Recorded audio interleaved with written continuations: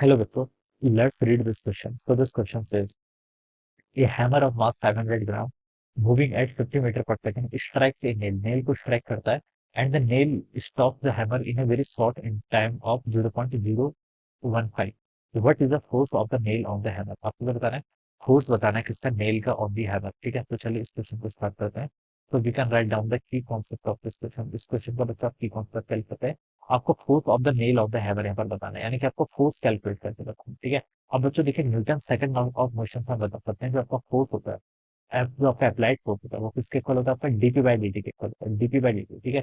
DP by D T बोल दीजिए, या फिर आप इसको क्या बोल सकते हैं? Delta P by delta T. ठीक है. Delta P by delta T ये टर्म हम तब यूज करते हैं जब हमारे पास कोई टाइम इंटरवल होता है और इंस्टेंटेनियस होता है, तो हम डीपी बाई डी टी का यूज कर लेते हैं. ठीक है.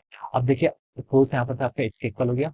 ए हैमर ऑफ मास, हैमर का मास देखिए गिवन कर रहा है कितना? 500 ग्राम, या फिर जिसको मैं क्या लिख सकता हूँ? 0.5 kg भी लिख सकता हूँ. 500 डिवाइडेड बाई 1000 करूंगा तो केजी में आ जाएगा. ठीक है. Moving with speed. ठीक है. इसका वेलोसिटी कितनी देखते हैं? आपके 50 मीटर पर सेकंड के इक्वल है. ये इनिशियल वेलोसिटी लिख लीजिए. This is initial velocity of the hammer. ठीक है.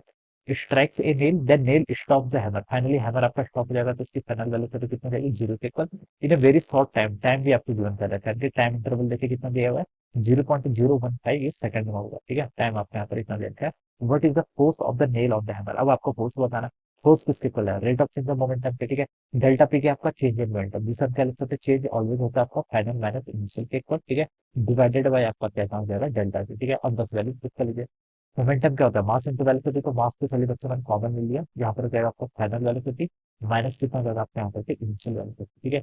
डिवाइडेड बाय आपका कितना? Delta T. डेल्टा टी क्या यहाँ पे? Time interval.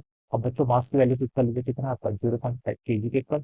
Into final velocity कितनी है आपकी? 50 मीटर पर सेकंड माइनस इनिशियल कितनी? Zero. Divided by delta T. Delta T देखिए कितना हो गया? सॉरी, फाइनल आपकी जीरो है, इनिशियल ये यहाँ पर आपका देखिए फाइनल जीरो है, इनिशियल कितनी है?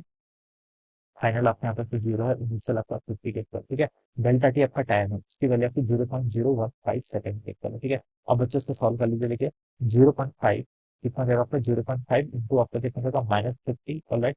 डिवाइडेड बाई यहाँ पर कितना आ गया आपका? 0.015. ठीक है, ये लिख सकते हैं. अब इसको देखिए हम थोड़ा और सॉल्व कर लेते हैं. तो उत्तर देखिए कितना जाएगा आपका? -25 हो जाएगा. इधर को मल्टीप्लाई करके और डिनोमिनेटर में आपका आएगा 0.015. अब देखिए मैं दोनों साइड 1000 से मल्टीप्लाई कर लेता हूँ. तो ये हो जाएगा आपको -25,000 डिवाइडेड बाई कितना हो गया यहाँ पर आपका? 15 के इक्वल जाएगा ना. ठीक है.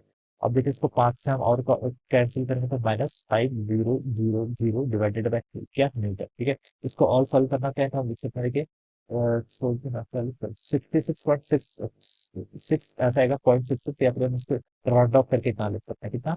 -1667 न्यूटन के ऊपर. इतना आपका फोर्स मिलेगा. ठीक है. माइनस साइन सिर्फ आपको डायरेक्शन बताना है, लेकिन हम तो बोल रखा है कि what is the force of the nail of the hammer, तो हमें सिर्फ फोर्स का मैग्नीट्यूड बताना है. तो हम लिख सकते हैं, देखिए जो आपका फोर्स का मैग्नीट्यूड होगा वो कितना होगा आपका? 1667 न्यूटन के इक्वल हो जाएगा. तो this will be the answer of this question. ये क्या इस क्वेश्चन का आपका आंसर हो जाएगा. ऑलराइट. तो I hope you all understood this concept. All the best and thank you so much.